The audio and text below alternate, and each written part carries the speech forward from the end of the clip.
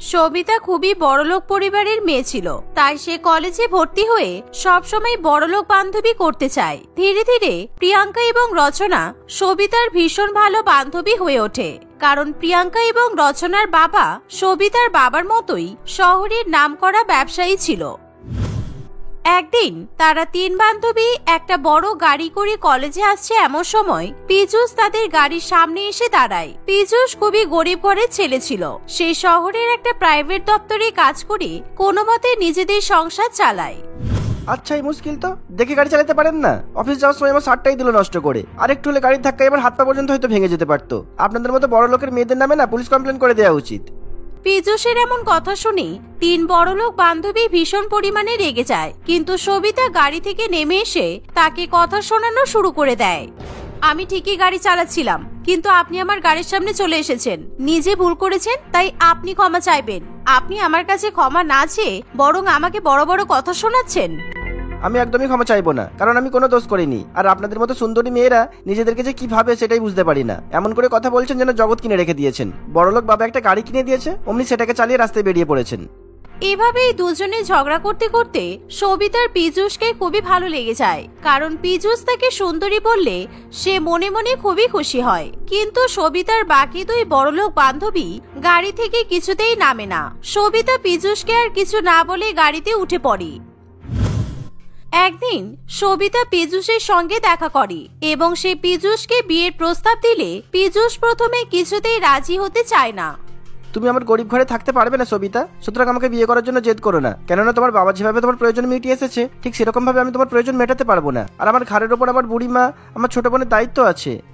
এভাবেই সবিতা পীযূষকে বিয়ে করার জন্য জোর করতে থাকলে পীযূষের আর কিছু করার থাকে না। সে বিয়ে করতে রাজি হয়ে যায়, কিন্তু তাদের বিয়ের ক্ষেত্রে সবিতার বাবা বিমল বাবুর অনেক আপত্তি থাকে। তবুও সবিতা কোনো আপত্তি মানে না। কিছুদিনের মধ্যেই সবিতা তার বাবার অমতেই পীযূষের সঙ্গে বিয়ে করে, কিন্তু সবিতা তার বিয়ের ব্যাপারে তার দুই বড়লোক বান্ধবীকে কিছু জানতে দেয় না। তবে বিয়ের পর কিছুদিন কাটতে না কাটতেই সবিতা দারিদ্রতার জ্বালায় চলতে শুরু করে, কারণ তার স্বামী, শাশুড়ি মা এবং ননদ সবিতাকে কোনো রকমের কোনো সুখ দিতে পারে না। এই গরিব শ্বশুর বাড়িতে আমার আর কাজ করতে ভালো লাগছে না। আমি শুনেছি যে আমার দুই বড়লোক বান্ধবী অনেক বড় শ্বশুর বাড়িতে বিয়ে হয়েছে আর ওরা অনেক আরামে আছে। সেদিনকে ফেসবুকে ওদের ফটো দেখলাম, কিন্তু আমি আমার গরিব শ্বশুর বাড়ির লোকজনদের কাউকেই দেখাতে পারি না, এমনকি ফটো তুলে ফেসবুকেও দিতে পারি না আমি। এমন সময় সবিতার শাশুড়ি মা মমতা দেবী তার কাছে আসে। বৌমা, সবে শীতকাল গিয়ে গরম পড়ছে, তাই আমার গলাটা খুবই খুশখুশ করছে, মনে হচ্ছে জ্বর হবে। তাই আমাকে তুমি একটু গরম জলের মধ্যে মধু মিশিয়ে ওষুধ বানিয়ে দেবে তো। আমি এসব করতে পারবো না। বাপের বাড়িতে আমি কোনোদিনও কোনো রান্না করিনি, তবু আমি আপনাদের বাড়িতে এসে দিন রাত কাজের মাসির মতো কাজ করছি। তবে আজকের পর থেকে আমাকে আর কোনো অর্ডার করবেন না, আমি কিছু করতে পারবো না। এই বলে সবিতা তার ঘরে চলে যায়। সবিতার এমন ব্যবহার দেখে তার শাশুড়ি মায়ের খুবই খারাপ লাগে, কিন্তু তবুও মমতা দেবী তাকে কিছু বলে না। অন্যদিকে সবিতা তার ঘরে গিয়ে তার বরের উপর রাগ দেখাতে শুরু করে। তোমার সাথে সংসার করতে আমার আর ভালো লাগছে না পীযূষ। যতই আমরা নিজেদেরকে পছন্দ করে বিয়ে করি না কেন, এখন আমার মাথা থেকে সবই নেমে গেছে, কারণ তুমি আমাকে সত্যিই কোনো বড়লোকে আরাম দিতে পারছো না। তুমি এরকম করে কেন কথা বলছো সবিতা? আমার পক্ষে আমার পরিবারের জন্য যতটা করা সম্ভব হয় আমি ততটাই তো করছি। আর তুমি তো ভালো করেই জানো আমি সেই রকম একটা টাকা রোজগার করতে পারি না। সেই জন্যই তো বিয়ের আগে তোমাকে বলেছিলাম যে আমাকে বিয়ে করতে হবে না, কিন্তু তুমি তো আমার কোনো কথাই শোনোনি। এসব কথা এখন আর বলে কোনো লাভ নেই। আমার বাবা যখন বিয়ের সময় তোমাকে যৌতুক দিতে চাইছিল তখন তুমি নাওনি কেন? আর এখন থেকেই কত গরম পড়ে গেছে, আমি তো ঘামতেও শুরু করে দিয়েছি, কিন্তু বাড়িতে একটা এসি পর্যন্ত নেই যে আমি এসি চালিয়ে আরাম করে ঘুমাবো। তারপর একটা ভালো কাঠের খাট নেই, তাই রাত্রিবেলা আমার ভালো করে ঘুমও হয় না। ওয়াশিং মেশিন নেই, কিচ্ছু নেই।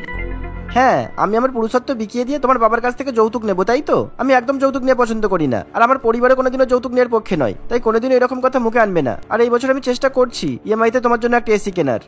আমার বাবার কাছ থেকে যৌতুক নিতেও তোমার এত অসুবিধা কেন? তুমি যদি যৌতুক নিতে তাহলে আমি অন্তত ভালো করে থাকতে পারতাম। দেখি, তুমি যদি এই গরমকালে এসি কিনে দিতে না পারো তাহলে আমি আমার বাপের বাড়িতে গিয়ে আরাম করব। এভাবেই দেখতে দেখতে কিছুদিন কাটে।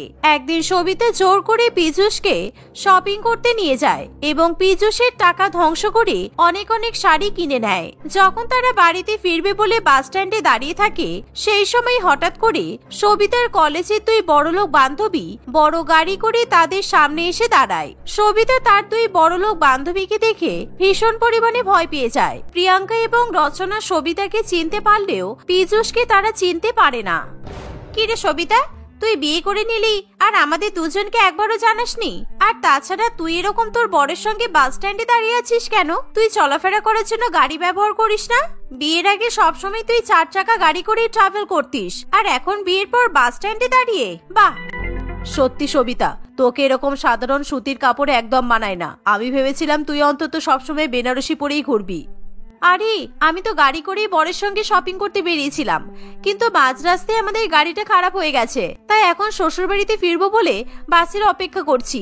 আর শোন রচনা, সবসময় বেনারসি পরে কে থাকে বল? আমার কাছে 1000টা বেনারসি থাকলেও আমার সবসময় বেনারসি পরতে ভালো লাগে না, আমি এটাতেই কমফোর্টেবল। সবিতার মুখে এমন কথা শুনে পীযূষ তার উপর রেগে যায়, কিন্তু তবুও সবিতা সবার সামনে মিথ্যা কথা বলতেই থাকে। ও এই ব্যাপার, তাহলে আমাদের গাড়িতে উঠে পড়, আমরা তোকে তোর শ্বশুর বাড়িতে ছেড়ে দিচ্ছি। অনেকদিন পর তোর সঙ্গে আর জামাইবাবুর সঙ্গে দেখা হয়েছে, তাই ভালো করে গল্পও করতে পারবো। হ্যাঁ ঠিক আছে, আমাদের কোনো অসুবিধা নেই, চলো পীযূষ। সবিতার কথা শুনে পীযূষ কিছুতেই বড় 4 চাকা গাড়িতে উঠতে না চাইলেও সবিতা তাকে জোর করে গাড়িতে উঠতে বাধ্য করে। সবিতা এবং পীযূষ দুজনে মিলে দুই বড়লোক বান্ধবীর গাড়িতে উঠে যাত্রা শুরু করে, কিন্তু গাড়িতে ওঠা মাত্রই সবিতার চিন্তা হয় অন্য রকমের।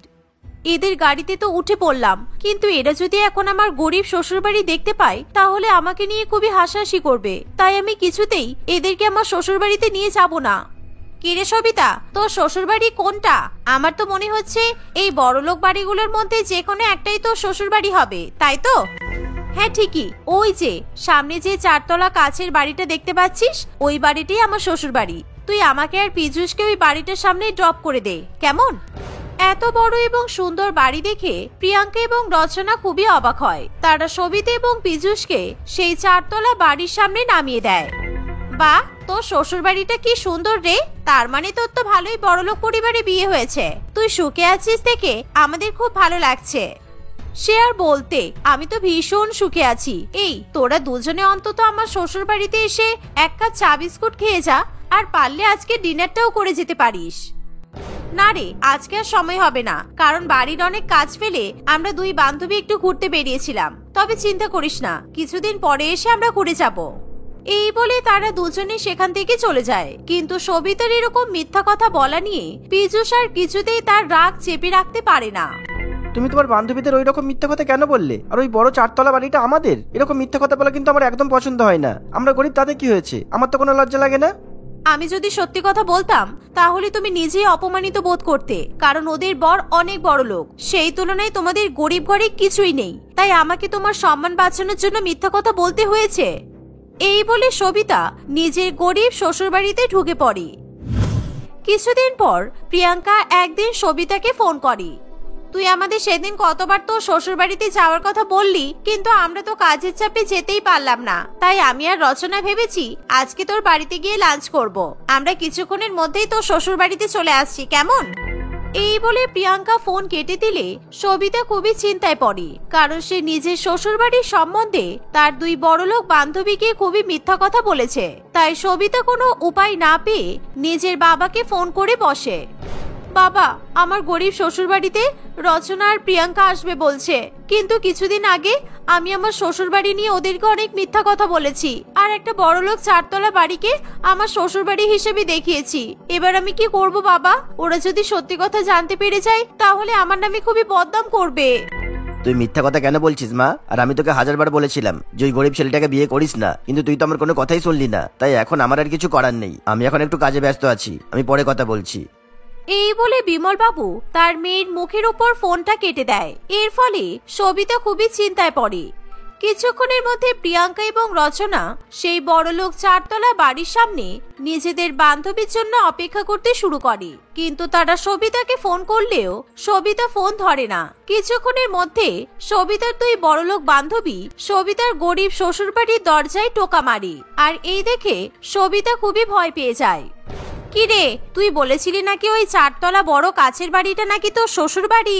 আমাদের মিথ্যা কথা বলতে তোর লজ্জা করলো না? তোর একটা গরিব ঘরে বিয়ে হয়েছে সেটা আমরা আগে থেকেই জানতাম। আর তুই যখন আমার নিজের কাকুর 4 তলা বাড়িটা দেখিয়ে নিজের শ্বশুর বাড়ি বলেছিলিস তখনই আমার আরো সন্দেহ হয়েছিল। হ্যাঁ ঠিক, কারণ এই বড় 4 তলা কাছের বাড়িটা প্রিয়াঙ্কার কাকুর। অন্যের বাড়িকে নিজের বাড়ি বলতে লজ্জা করলো না বল সবিতা? ছি ছি, তোর বর এতই গরিব আর তুই এতই মিথ্যাবাদী যে আমাদের কাছে সব কথা লুকাতে হয়েছে। এভাবেই তারা 2 বড়লোক বান্ধবী তাদের গরিব বান্ধবীর শ্বশুর বাড়িতে এসে খুবই অপমান করতে থাকে। এসব কথা শুনে সবিতার চোখে জল আসে। কিন্তু সবিতার শাশুড়ি মেয়ে এবং ননদ নিজেদের বাড়ির বৌমার এরকম অপমান সহ্য করতে পারে না। তোমরা অনেকক্ষণ ধরে আমার বৌমাকে অপমান করছো। এভাবে অপমান করার কি মানে শুনি? আমাদের বাড়ি বয়ে এসে আমার বৌমাকে অপমান করছো, তোমাদের সাহস তো কম নয়। আর প্রিয়াঙ্কা শোনো, আমি তোমাকে ভালো করে চিনি, কারণ আমার ছোটবেলার কলেজের বান্ধবীর ছেলের বউ তুমি। তুমি আমার বান্ধবীর ছেলের সব সম্পত্তি হড়প করে নিয়ে তাকে ডিভোর্স দিয়ে দিয়েছো। আর আমার বৌমাকে কথা শোনাতে তোমার লজ্জা করে না? হ্যাঁ মা, একদম ঠিক কথাই বলেছো। আর রচনা দিদি, তোমাকে আমি ভালো করেই চিনি, কারণ আমার বন্ধু তোমার ননদ হয়। আমার বন্ধু আমাকে প্রত্যেক দিনই বলে যে তুমি তোমার শাশুড়ি মায়ের উপর অত্যাচার করো, এমনকি মারধর পর্যন্ত করো। আর শোনো, আমার বৌদি তোমাদের মতো বড়লোক নাই হতে পারে, কিন্তু আমার বৌদির মন অনেক ভালো। আমাদের বৌদি আমাদের মতো এরকম গরিব পরিবারে টিকে থেকে সংসার করছে, তোমাদের মতো ডিভোর্স দিয়ে দেয়নি কিংবা কারোর উপর অত্যাচার করেনি। প্রিয়াঙ্কা এবং রচনার সমস্ত সত্যি ঘটনা ফাঁস হয়ে যাওয়ায় তারা লজ্জা পেয়ে সবিতার কাছে ক্ষমা চেয়ে সেখান থেকে চলে যায়।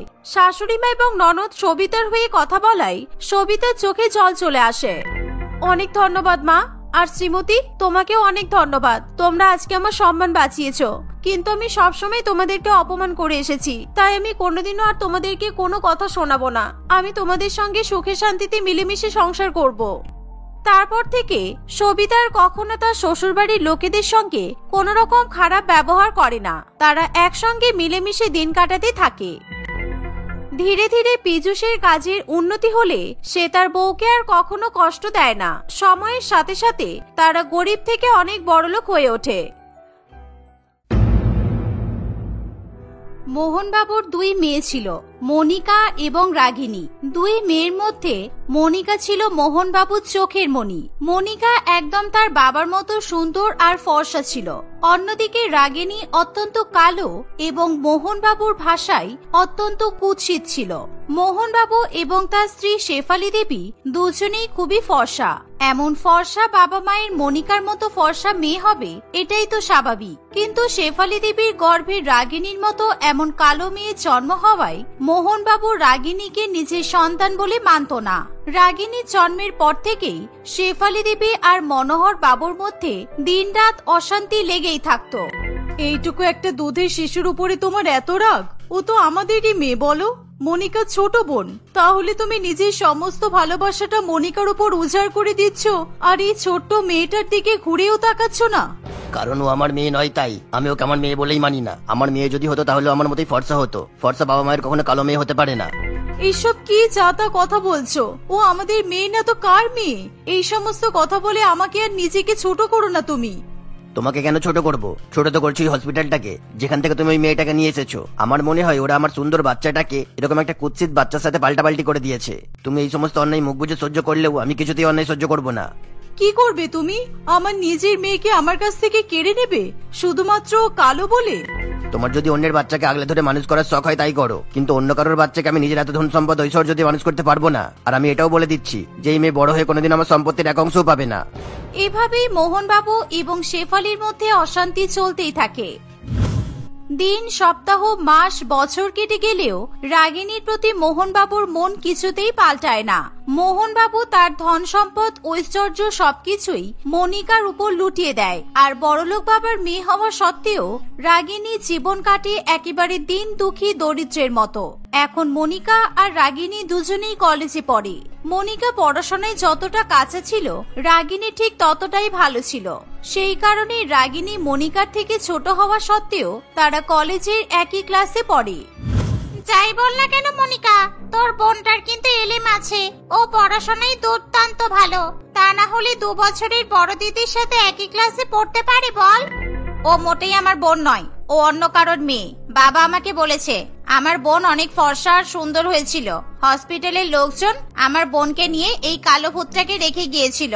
আমার বাবা মা আর আমাকে দেখলে তোদের মনে হয় এরকম কালো কুচকুচে কেউ আমার বোন হতে পারে? তুমি এভাবে কেন বলছো দিদি ভাই? বন্ধুদের কাছে এরকম ভুলভাল কথা বলো না। তুমি আমার বড় দিদি, তোমাকে আমি কত ভালোবাসি। কিন্তু তুমি বন্ধুদের কাছে আমার নামে এসব কথা বললে আমি কখনোই কিন্তু সহ্য করব না। তুই আমাকে দিদি বলছিস? কাজের মেয়ের মতোই থাকবি। এইভাবেই মনিকা রাগিনীকে তার কলেজের বন্ধু বান্ধবদের সামনেও অপমান করে। মনিকা বছরের পর বছর ফেল করলেও মোহনবাবু তাকে কখনো বকে না। আবার রাগিনী কলেজে প্রথম হলেও মোহনবাবু তার দিকে ফিরেও তাকায় না। রাগিনীর নিজের বাড়িতে তাকে ভালোবাসার লোক শুধুমাত্র একজন ছিল, আর সেটা হলো তার নিজের মা শেফালি দেবী। রাগিনী তার মায়ের সঙ্গে সমস্ত কথাই শেয়ার করে। শেফালি দেবীও সবকিছু মন দিয়ে শোনে আর রাগিনীকে নানান রকমের উপদেশ দেওয়ার চেষ্টা করে। এমনই একদিন, কি ব্যাপার বলতো? আজকাল বেশ খুশি খুশি লাগছে। কি হয়েছেটা কি? কাউকে কি ভালো টালো লাগলো? আমি কিন্তু তোর মা, আমি কিন্তু সব বুঝতে পারি। তুমি কি করে বোঝো বলো তো? তবে হ্যাঁ, ঠিকই বুঝেছো। তোমার কাছে আর কি লুকাবো বলো? আসলে আমাদের কলেজে একটা নতুন ছেলে এসেছে। ওর নাম বিক্রম। ও যেমন ভদ্র সভ্য তেমনই সুন্দর দেখতে, কিন্তু ওর সঙ্গে বন্ধুত্ব করতে যেতে আমার খুব ভয় লাগে। তোর মতো গুণী মেয়ের সাথে বন্ধুত্ব করতে পারলে শুধু বিক্রম কেন, সম্রাট বিক্রম আদিত্যও খুশি হয়ে যেতেন। তোর যদি ছেলেটাকে পছন্দ হয় তাহলে আমাকে বল, আমি ওর সাথে তোর বিয়ের ব্যবস্থা করব। দূর, বিয়ে কেন? আগে ওর সাথে বন্ধুত্ব করি। এখনো তো আমাদের কলেজের পড়াশোনাও শেষ হয়নি। ওসব বিয়ে টিয়ে নিয়ে পরে ভাবা যাবে। এভাবেই রাগিনী তার মায়ের সঙ্গে কথা বলতে থাকে। বিক্রমকে নিয়ে তার মায়ের সঙ্গে কথা বলতে থাকে। অন্যদিকে মোহনবাবু মনিকার জন্য বিয়ের সম্বন্ধ দেখতে থাকে। মোহনবাবু একের পর এক ছেলের ছবি নিয়ে মনিকার কাছে আসে এবং মনিকা সবার মধ্যে থেকে খুঁত বের করে করে প্রত্যেকটা ছেলেকে রিজেক্ট করতে থাকে। অন্যদিকে বিক্রমের সঙ্গে রাগিনীর বন্ধুত্ব বেশ ভালোই বাড়তে থাকে। আমি ভেবেছিলাম আমি কালো বলে তুমি হয়তো আমার সঙ্গে বন্ধুত্ব করবে না। আমি সত্যিই প্রথমে বুঝতে পারিনি যে তুমি একদম বাকিদের মতো নও, আর তুমি কখনো একটা মানুষকে তার রং দেখে বিচার করো না। এখন বিশ্বাস হয়েছে তো? আসলে তুমি পড়াশোনায় এত ভালো, এত গুণী আর এত ভদ্র যে তোমার সাথে আমাকে বন্ধুত্ব করতে হয়নি, নিজে থেকেই হয়ে গেছে। আচ্ছা আচ্ছা, ঠিক আছে, অনেক প্রশংসা করেছো। এবার একটু পড়াশোনাতে মন দাও তো। আমি যেগুলো বোঝাচ্ছি ভালো করে বোঝো। এইভাবে রাগিনী এবং বিক্রমের বন্ধুত্ব দিনের পর দিন আরো গাঢ় হতে থাকে। রাগিনী যেহেতু সমস্ত কথা তার মাকে বলতো, তাই শেফালি দেবীর আর বুঝতে বাকি থাকে না যে রাগিনী এবং বিক্রম দুজনেই একে অপরকে খুব পছন্দ করে। একদিন শেফালি দেবী রাগিনী ও বিক্রমের বিয়ের ব্যাপারে রাগিনীর সঙ্গে নানান রকমের আলোচনা করে। এবার তাহলে বিয়ের কথাটা বলি। কয়েকদিন পরেই তো তোদের কলেজ শেষ হয়ে যাবে। এরই মধ্যে যদি বিক্রমের বাবা মা ওর জন্য অন্য মেয়ে দেখে ফেলে, এবার ওদের বাড়িতে আমাদের খবরটা জানানো উচিত। কিন্তু তার আগে আমাকে তো বিক্রমের সঙ্গে কথা বলতে হবে। ও আদৌ এখন বিয়ে করতে চায় কিনা, কিংবা ওর যদি কোনো ফিউচার প্ল্যানিং থাকে সেটাও তো আমাকে জানতে হবে। শেফালি দেবী আর রাগিনীর কথা মনিকা দরজার বাইরে থেকে শুনতে থাকে। সমস্ত কথা শুনেই হঠাৎ করেই মনিকার বিক্রমকে পছন্দ হয়ে যায়। আর এক মুহূর্ত সময় নষ্ট না করে মনিকা মোহনবাবুর কাছে যায়। সেখানে গিয়ে সে বিক্রমকে বিয়ে করার জন্য তার বাবার কাছে আবদার করতে থাকে। মনিকা একেবারে জেদ ধরে বসে থাকে। যেভাবেই হোক সে বিক্রমকে বিয়ে করবেই। তুমি এতদিনে আমাকে যে কজনের ছবি এনে দেখিয়েছো, কাউকে আমার পছন্দ হয়নি কেন জানো? কারণ আমি আমাদের কলেজের একজনকে পছন্দ করি। সেটা আমি তোমাকে বলতে পারিনি বাবা, কিন্তু আজকে বলতে বাধ্য হলাম। কেন? আজ এমন কি হয়ে গেল শুনি? আমাকে সবকিছু পরিষ্কার করে বলতো। মায়ের ছোট মেয়ে ওই রাগিনী হয়তো জানে যে আমি বিক্রমকে ভালোবাসি, সেই কারণে ও মাকে বলেছে বিক্রমের বাড়িতে বিয়ের সম্বন্ধ নিয়ে যেতে। আমি চাই মা ওর সম্বন্ধ নিয়ে যাওয়ার আগেই তুমি আমার জন্য বিক্রমের বাড়িতে সম্বন্ধ নিয়ে যাও। ওই মেয়ের এত বড় সাহস! আমি তোকে বলিনি না ও তো নিজের বোন নয়? এবার বিশ্বাস হলো তো যে আমি সত্যি কথা বলি? নিজের বোন হলে কখনো তোর সাথে এমন করতে পারতো? তুই বিক্রমের বাড়ির ঠিকানা জানিস তো? আমি আজই যাবো ওর বাবা মায়ের সাথে কথা বলতে। মোহনবাবুর কথা শুনে মনিকা প্রচন্ড খুশি হয়। মোহনবাবু শেফালী দেবীকেও বিক্রমদের বাড়িতে মনিকার সম্বন্ধ নিয়ে যাওয়ার কথা জানায় না, যদিও এই সমস্তটাই মোহনবাবু করে মনিকার কথা মতো। বিকাল হতেই মোহনবাবু বিক্রমদের বাড়ির উদ্দেশ্যে রওনা দেয়। মোহনবাবু একজন অনেক বড় শিল্পপতি ছিল। তার মতো একজন ধনী ব্যক্তি বিক্রমদের বাড়িতে আসলে বিক্রমের বাবা মা দাদা সবাই প্রচন্ড পরিমাণে খুশি হয়। বিক্রম জানতো না যে রাগিনীর কোনো দিদি আছে। বিক্রম শুধু এটুকুই জানতো যে রাগিনী তাদের শহরের একজন অত্যন্ত ধনী শিল্পপতির মেয়ে।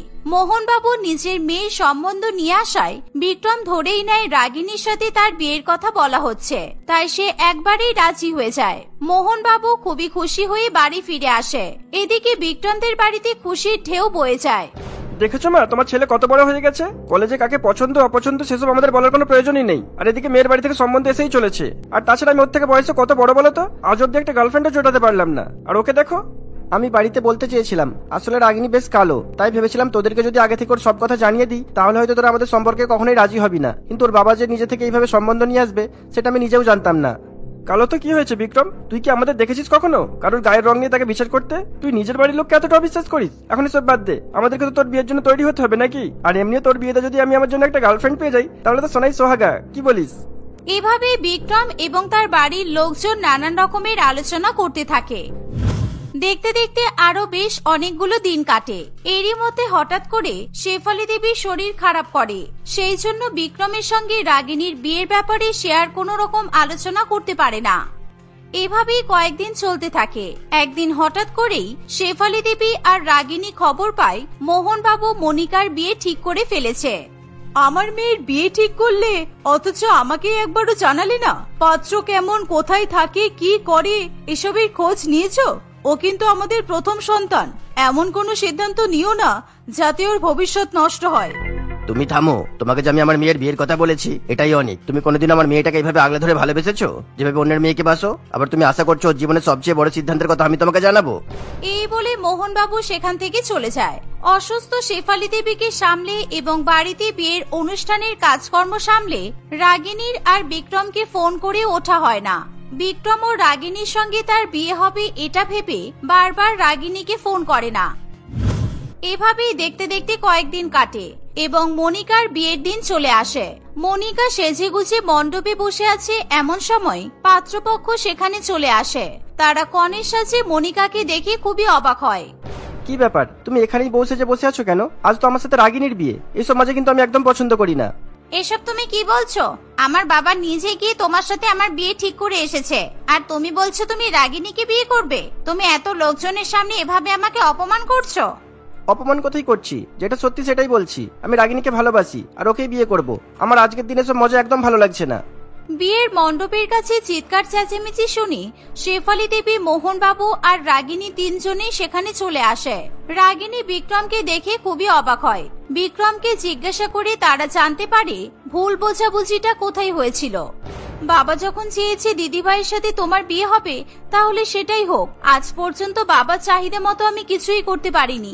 বাবা যেরকম চেয়েছিল আমি সেরকম রূপ রং নিয়ে জন্মাতেও পারিনি। তবে আজকে আমি বাবার এই ইচ্ছাটা পূরণ করব। তুমি তোমার বাবার ইচ্ছা পূরণ করবে, আর আমার ইচ্ছার কোনো দাম নেই, তাই না? আমি তো মনিকাকে পছন্দ করি না। ও সারা জীবন শুধু বাবার টাকায় অহংকার করে গেছে। ওরকম একটা মেয়েকে আমি আমার স্ত্রী বানাবো তুমি ভাবলে কি করে রাগিনী? আমার কিছু করার নেই বিক্রম। আমার বাবা মায়ের থেকে দামি এই দুনিয়াতে আমার কাছে আর কিচ্ছু নেই। ওদের কথা আমাকে রাখতেই হবে। তুমি আমার দিদিভাইকেই বিয়ে করো। ও খুব ভালো, তোমাদের পুরো পরিবারটাকে খুব সুখী রাখবে। আর এরকম চাঁদের মতো বৌমা বাড়িতে গেলে তোমাদের ঘর আলো হয়ে থাকবে। রাগিনীর কথা শুনে মোহনবাবু আর মনিকা দুজনেই খুবই দুঃখ পায়। তারা বুঝতে পারে রাগিনী আসলেই তাদেরকে কতটা ভালোবাসে। মনিকা আর মোহনবাবু দুজনেই রাগিনীর কাছে হাত জোড় করে ক্ষমা চায়। আমি আজ পর্যন্ত কোনোদিনও রাগিনীকে আমার নিজে মেয়ে বলে মানিনি, আর আজও শুধুমাত্র আমার মুখ চেয়ে নিজের জীবনের এত বড় সুখটা ত্যাগ করে দেবে এটা আমি কিছুতেই হতে দেবো না। আমার বড় মেয়ে সারা জীবন অবিবাহিত থেকে যাক, আমার অসুবিধা নেই, কিন্তু আজ আমি রাগিনীর সাথেই বিক্রমের বিয়ে দেবো। মনিকা ও মোহনবাবুর কথাতে রাজি হয়ে যায়। মনিকা এটাও স্বীকার করে যে রাগিনী বিক্রমকে পছন্দ করে, এই কথাটা জেনেই সে বিক্রমকে বিয়ে করার জন্য জেদ করেছিল। অবিবাহিত কেন থাকবে কাকু? আপনি যদি চান আমার সাথে আপনার মেয়ে মনিকার বিয়ে দিতে পারেন। আমার মনিকাকে এমনিও পছন্দ হয়েছে, আমি যথেষ্ট ভালো রোজগারও করি, আর আমি মনিকাকে সুখেও রাখতে পারবো। বাকি সিদ্ধান্তটা পুরোটাই আপনাদের উপর নির্ভর করছে। বিবেকের এই কথা শুনে মনিকা এবং রাগিনীর পরিবার খুবই খুশি হয়। দুই বোন একসঙ্গে একই বাড়িতে থাকবে এই ভেবে তারা সবাই বিবেকের সঙ্গে মনিকার বিয়ে দিতে রাজি হয়। সেদিন একই মণ্ডপে দুই বোনের একসঙ্গে বিয়ে হয়। তারপর থেকে তারা সবাই মিলে সুখে শান্তিতে নিজেদের জীবন কাটাতে থাকে।